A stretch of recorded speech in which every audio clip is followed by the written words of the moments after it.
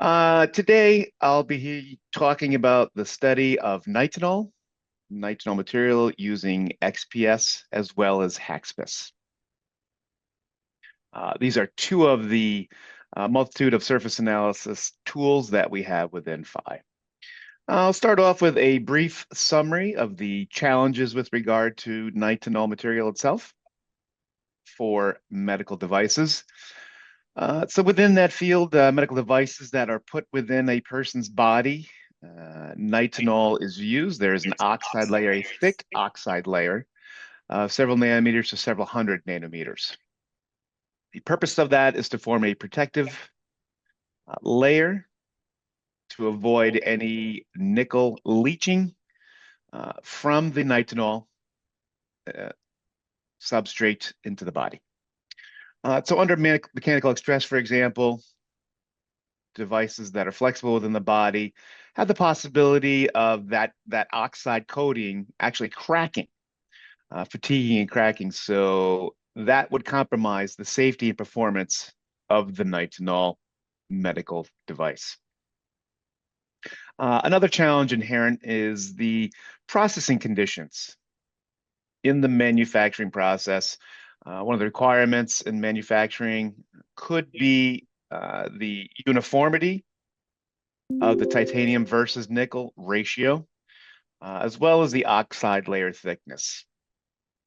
So we want to ensure that both are consistent across large areas on the device. And as I said, that is a challenge.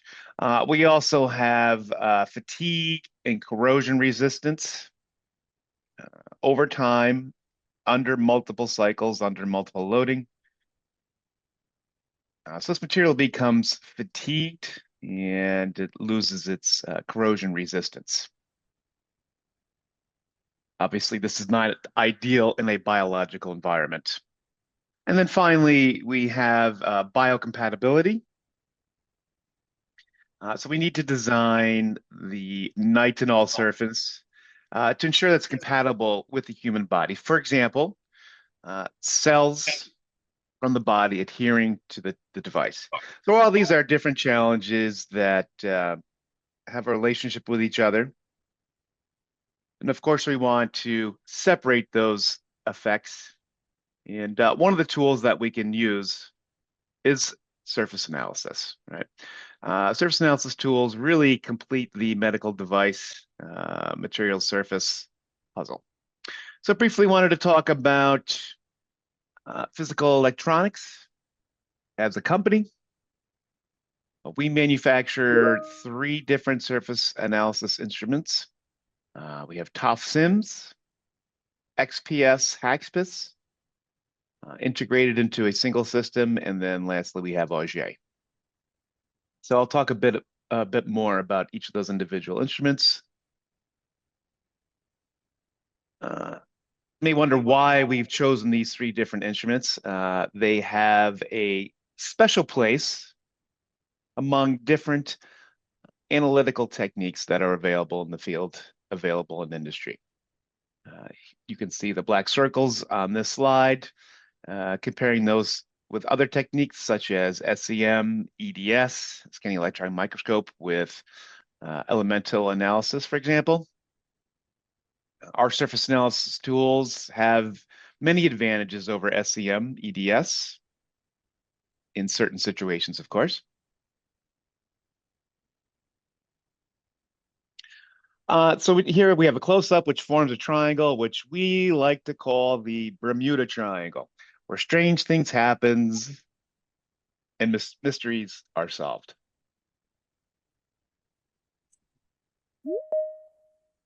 So my presentation is going to focus today on XPS and HAXPS specifically. These are fundamental uses of X-ray beam. The surface is irradiated to produce electrons that are emitted and then are detected by an analyzer. Those electrons are characteristic of the material underneath the surface. So for example, elements and their chemical states. So for example, we can detect say, nickel in the nickel titanium substrate, and their bonding structures, for example, nickel to titanium or nickel to oxygen. XPS and HAXPS both have that ability. So the difference between those two techniques, XPS and HAXPS, lie in the sampling depth. HAXPS uses a hard X-rays. The X-rays have a larger energy that result in a larger sampling depth below the surface, up to about 30 nanometers versus, say, 10 nanometers for XPS proper. That gives us a rather large advantage in terms of analytical situations, and I'll expand on that a bit more as we progress through today's presentation. And then to compare that with Auger and TOF-SIMS, our other surface analytical techniques. Auger is very good for nanoscale elemental mapping with SEM spatial resolution. And then we also, as I said earlier, we have TOF-SIMS, which is our surface mass spectrometry instrument, which means that we're able to collect fragments of molecules from the surface in order to identify the long-range structure beyond the short-range structures that we typically are going to get with XPS and with HAXPS. So in the situation of nitinol, we are far more interested in the short-range structures, and that's because the material itself is made of two main elements, and that being nickel and titanium. So we're able to focus on the short-range bonding structures that we can see. So maybe this past Halloween you were giving out dum-dums, the lollipops. Maybe you got a few dum-dums, lollipops. I'm always hoping to get the fruit punch version of dum-dums instead of the grape taste. And the reason why I'm using this example is that we are receiving nitinol samples from two separate suppliers, sets of 3 from each, processed with differing conditions. First, we have the as received prior to any sort of surface treatments. Then we have several mystery steps, if you will, until we get to the final step where we etch the nitinol surface. So now I wanted to focus on the first step before I talk about the remaining steps that we covered in this process. We started this with basic XPS scans that were done of the surface of the nitinol.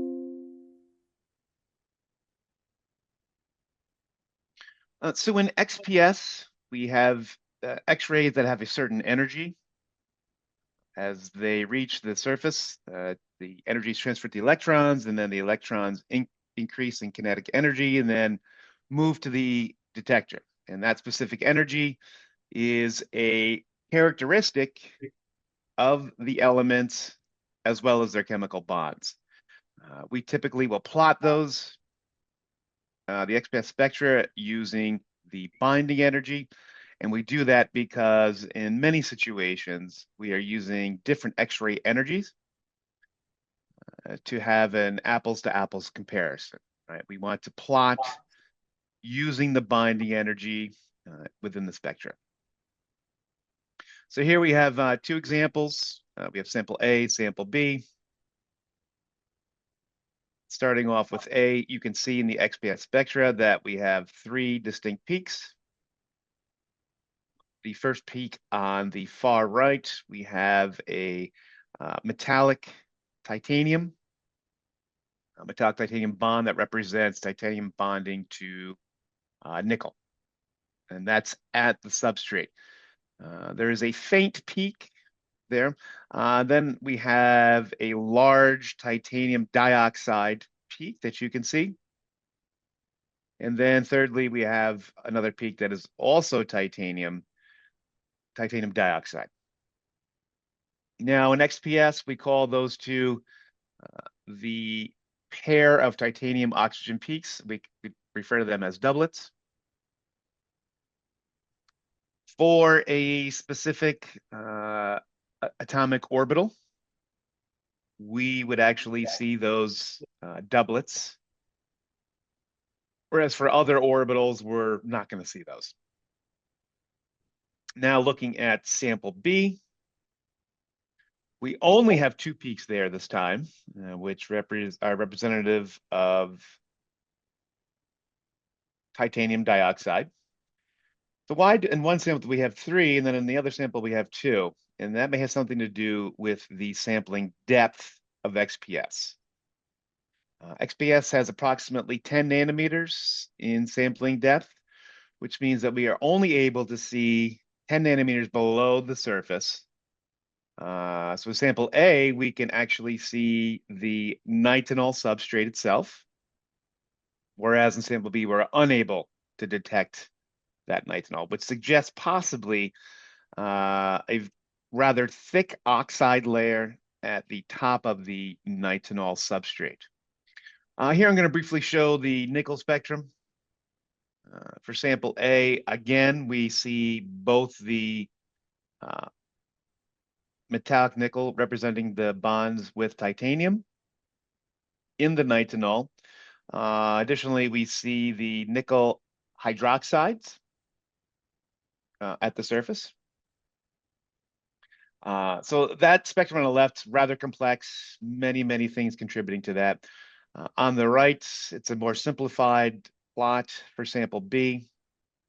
We have actually two pairs of doublets. Now in nickel, my apologies. In nickel hydroxide, for every main peak that we get, we're typically going to have a satellite peak, which is lower in intensity. And that's going to explain the two pairs of doublets that we see here. So these results for your nickel XPS spectrum are consistent with the previous titanium XPS spectra, where sample A had a thin oxide layer versus sample B. We also did an evaluation of carbon XPS spectra at the surface of the as received nitinol. And we did that because almost all metallic surfaces are going to have some level of carbon contamination at the surface. And that's because of the interaction with ambient air.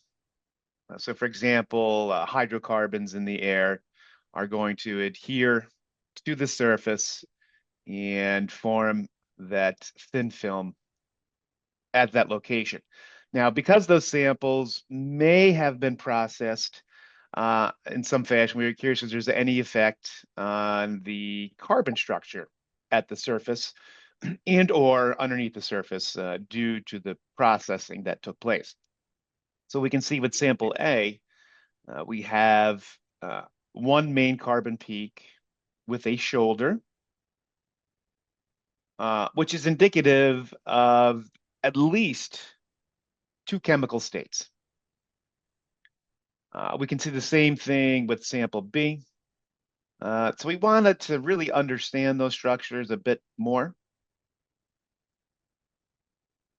So before I go ahead and do a deep dive into the analysis of the carbon structures, because of our knowledge of the tendency of carbon layers to be formed at the surface of metals when exposed to ambient air, we can assume it's most likely, we can assume its structure. Sample A, we knew that top layer would be carbon, followed by an oxide layer with contribution from titanium dioxide and nickel, followed by the nitinol substrate for sample A. Whereas for sample B, because we were unable to see the substrate initially from the titanium and nickel spectra, we at least know it's fairly thick. So one way to evaluate the structure of the carbon layer on the sample surface is by the use of gas cluster ion beam. And so this can gently remove that carbon layer without causing any damage to the material underneath that nitinol surface. I'd like to preface this discussion on the available ion guns for the nitinol material. Traditionally, we would have monoatomic argon ion guns in use, where the ion beam shoots the surface with single ions with high energy, on the order of say 500 eV or more. And that's good for metals and other inorganic materials, including metal oxides. And that's because that has a higher sputter rate.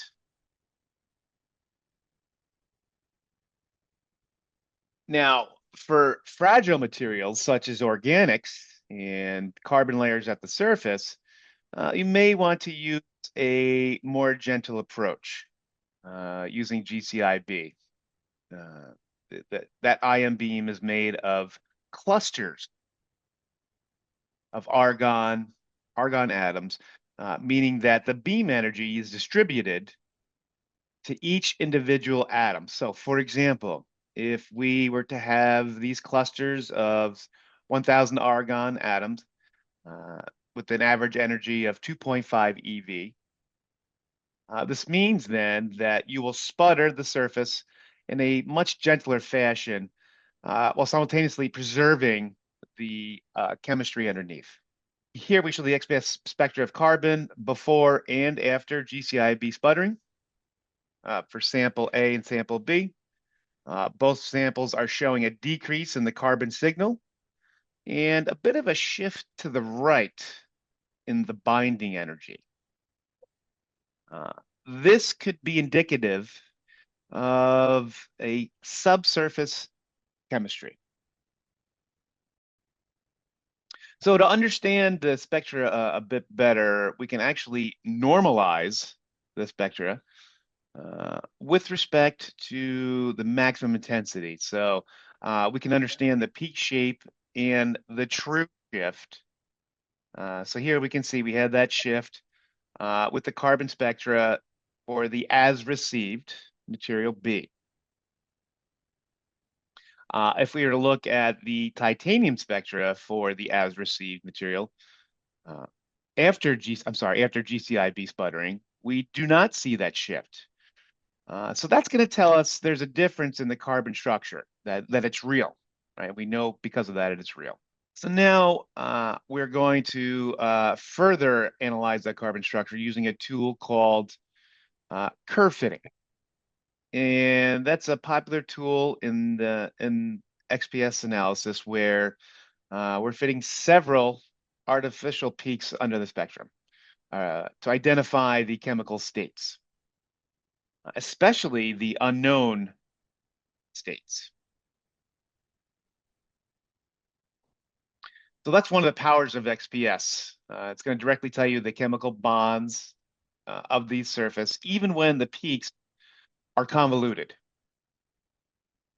Now, for the as received sample B prior to sputtering, we can clearly detect that there is a carbon structure there made of carbon-to-carbon bonds and carbon-to-oxygen bonds. And the structure that we see there is indicative of adventitious carbon or adventitious contamination interacting with ambient air. After we were to sputter with GCIB, we can see that shift to the right in the binding energy. And so that shows a new peak that you can see here in green. There are two possible explanations for that new peak. The first explanation would be the bonding structure of the carbon has shifted. There is sp hybridized structures which again is indicative of graphitic like carbon structures, which could be explained by, say, some embedded carbon into the nitinol surface. And this could take place during the manufacturing process. So, for example, maybe using a cleaning solvent that includes, say, lubricants of some sort. The second possible explanation would be preferential sputtering of oxides. The surface becomes enriched with carbon as a result of that, causing the shift in the peak that we see here. So now, next we focused on the mono argon ion beam depth profiles, going above and beyond the GCIB.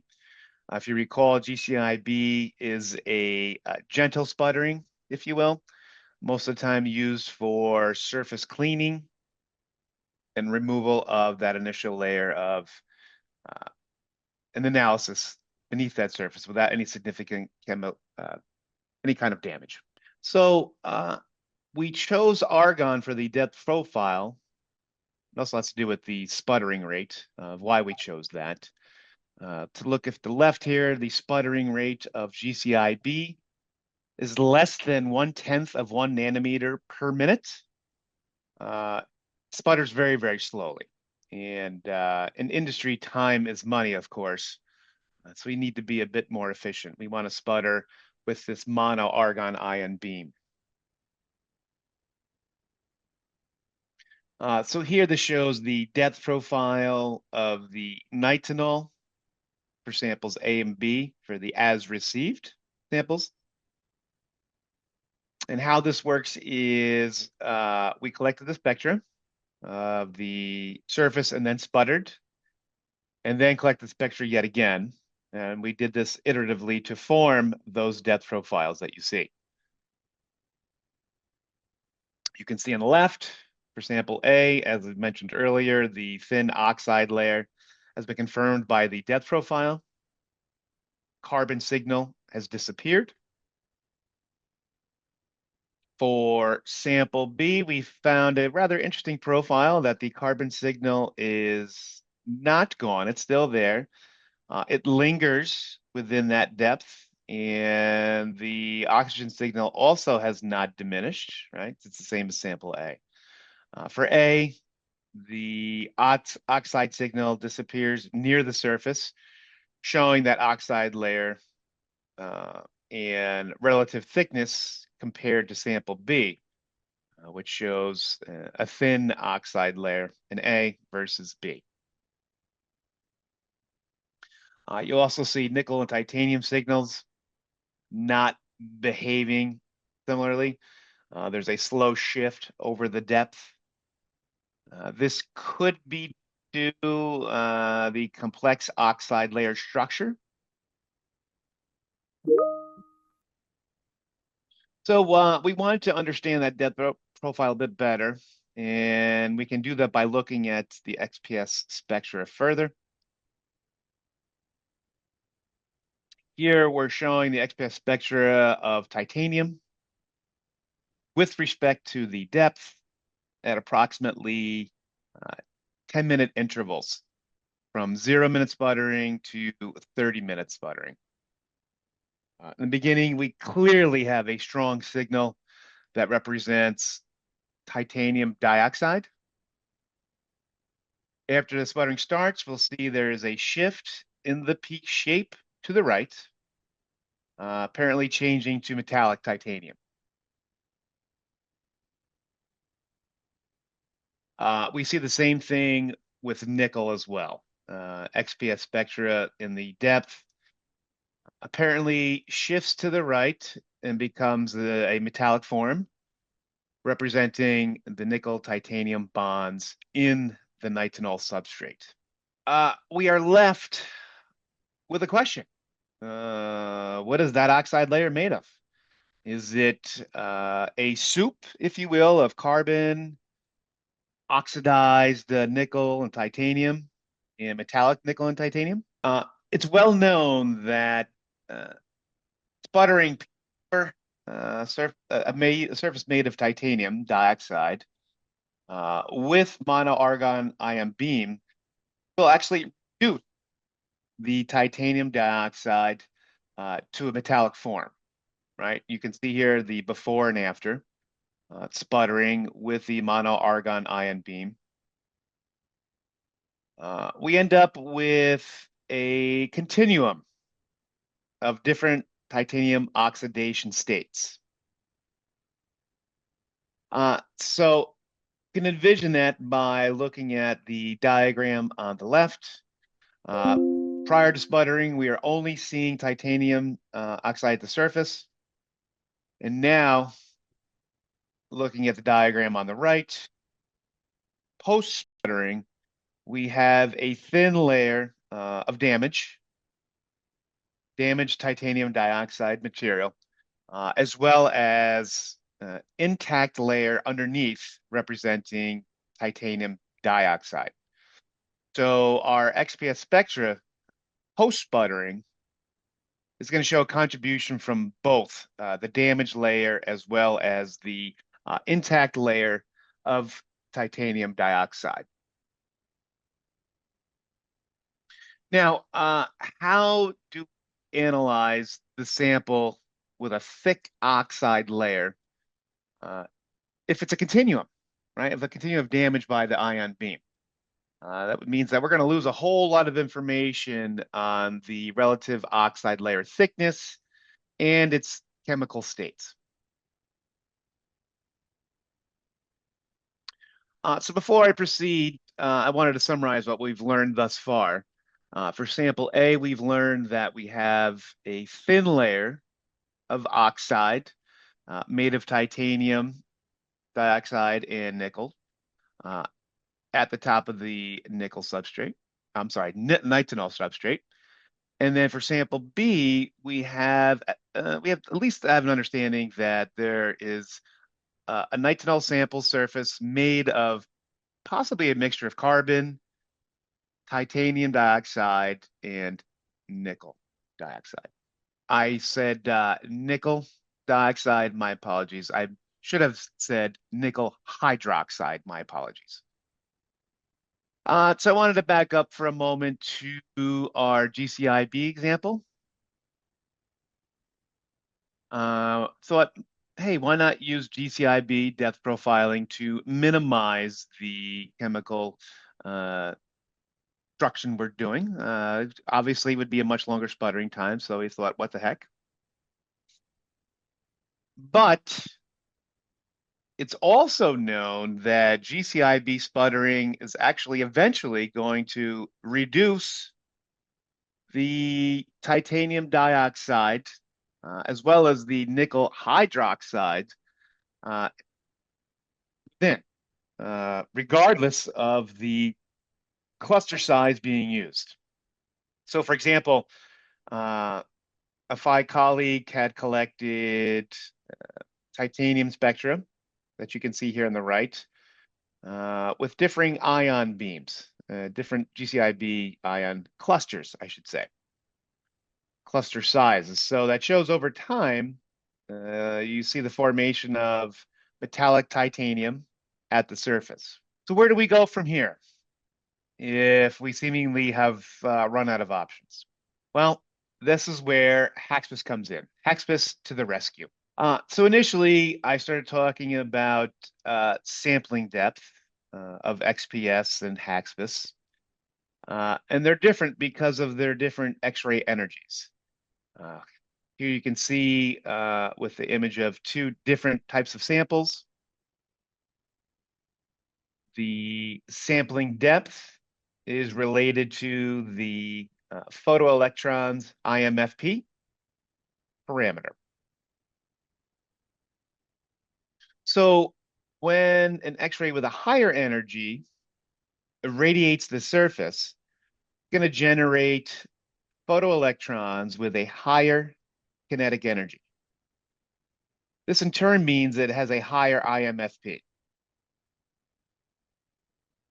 A higher IMFP means a deeper sampling depth.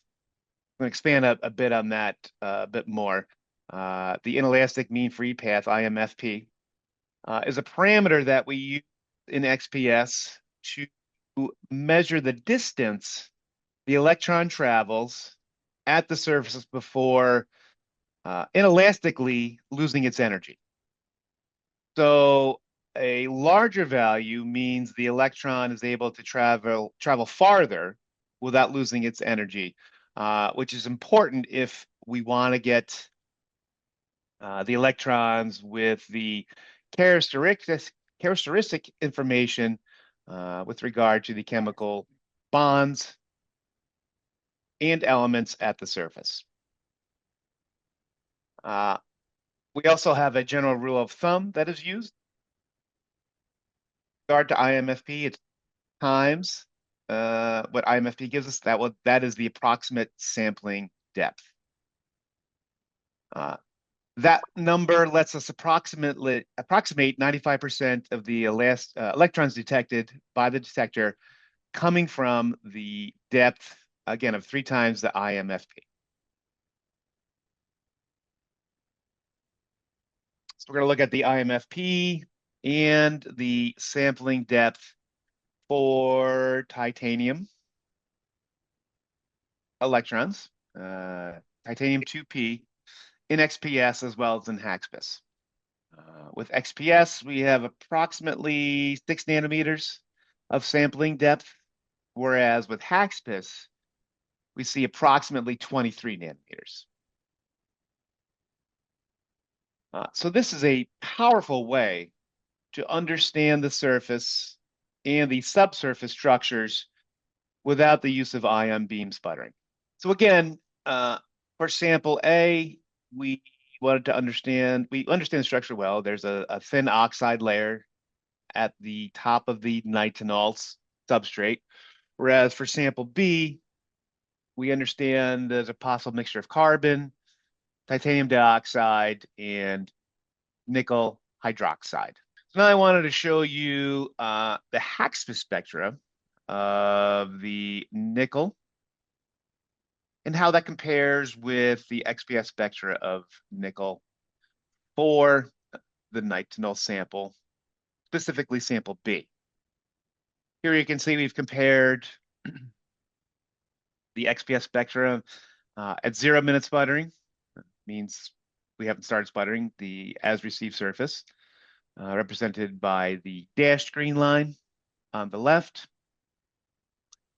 We compare that with the solid green line on the right, which represents the HAXPIS signal in the sample. So doing a comparison of these two, we have similar shapes, which means that it's likely to have similar nickel hydroxide structures throughout the depth. So now I wanted to compare the differences between sample A and sample B.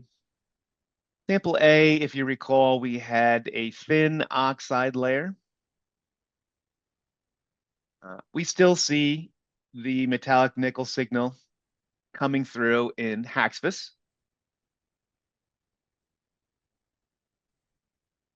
In the bottom there, which is the XPS spectra, the dashed line, the solid blue line would be the HAXPIS signal,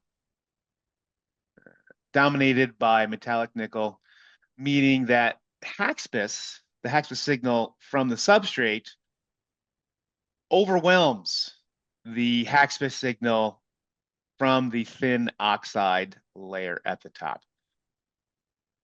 Now, conversely, looking at sample B, comparing XPS results with HAXPIS results, as we talked about earlier, we have a similar peak shape, meaning that the oxide structure throughout the depth is probably nickel hydroxide along with titanium dioxide. If we were to zoom in and look closely at the HAXPIS spectra of the nickel, you can see that there is a shoulder peak on the right, showed in red there, that circled in red. Again, indicative of metallic nickel within the substrate, which is bonding with titanium. So now we're starting to understand the relative thickness of the oxide layer.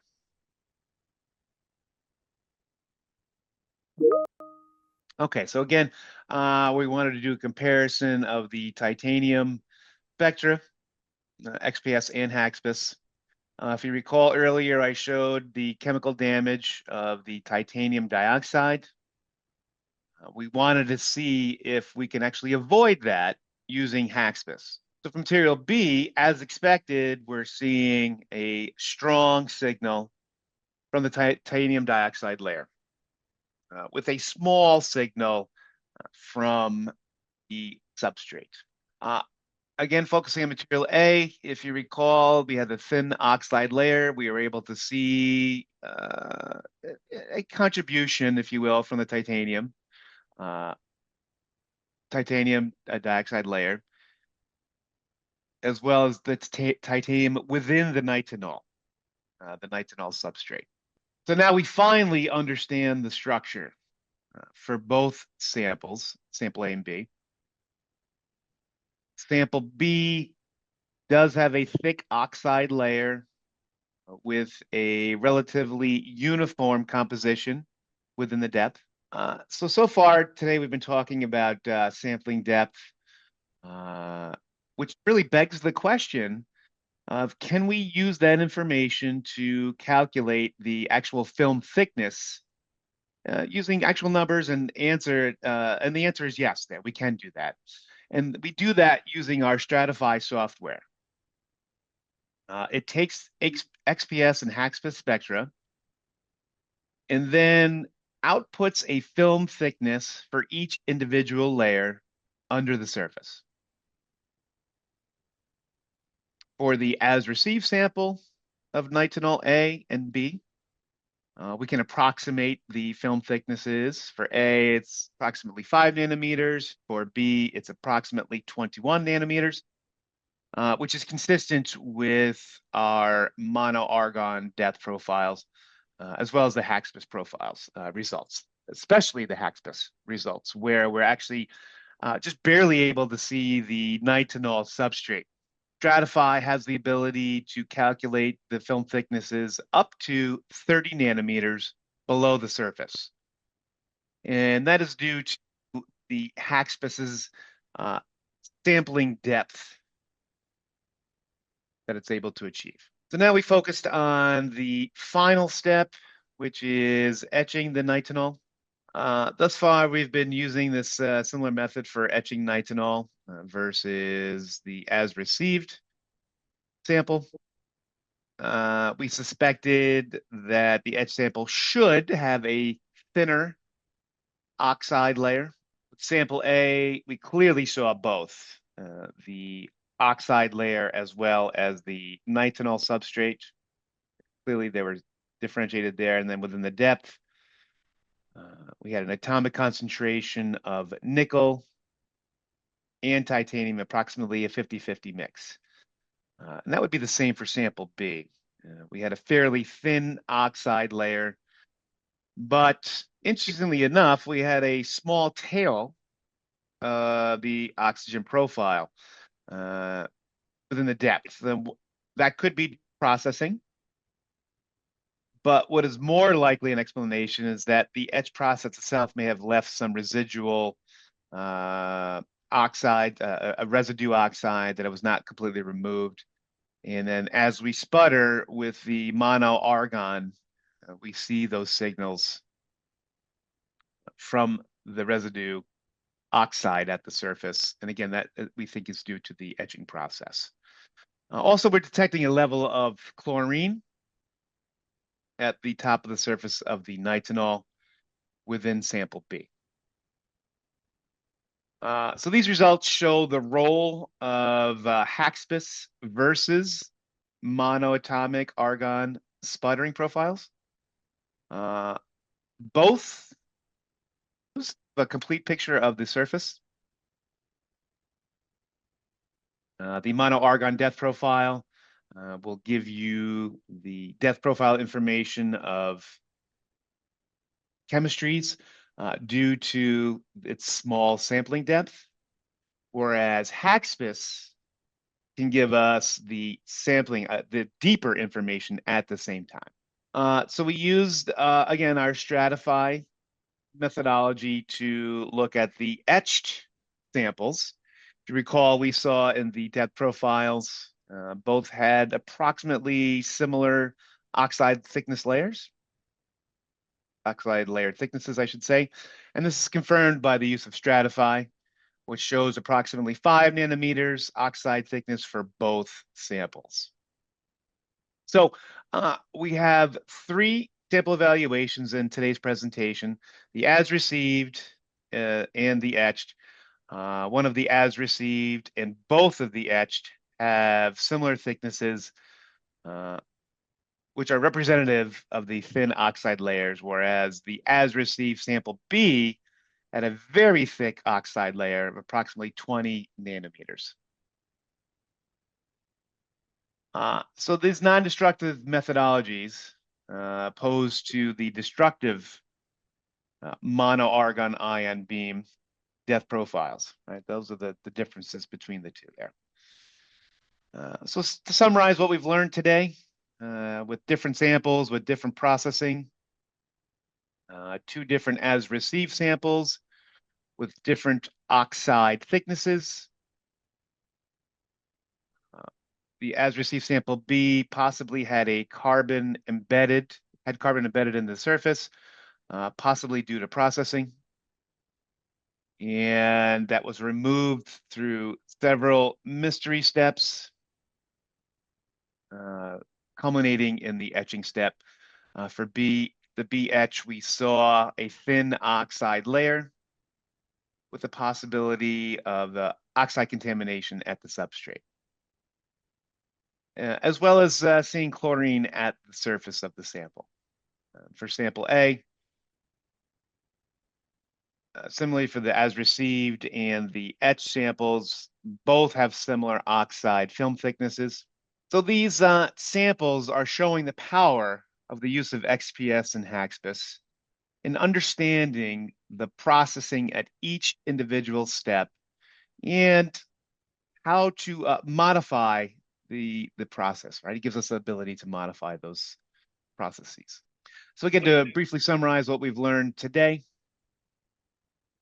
XPS, when used with a mono-argon ion beam, can give accurate depth profiles for thin oxide layers of less than 10 nanometers in thickness.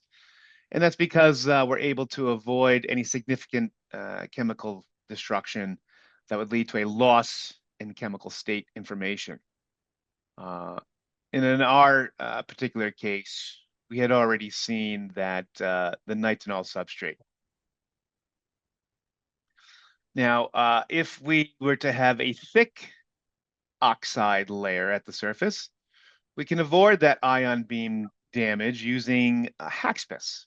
Both techniques, XPS and HACSPIS, are 2 unique methodologies to study the surface and subsurface structures, while simultaneously preserving chemical state information, which is certainly not possible with other analytical techniques. So that unique capability really is critical for the development and manufacturing of protecting those oxide layers and the nitinol-based medical devices.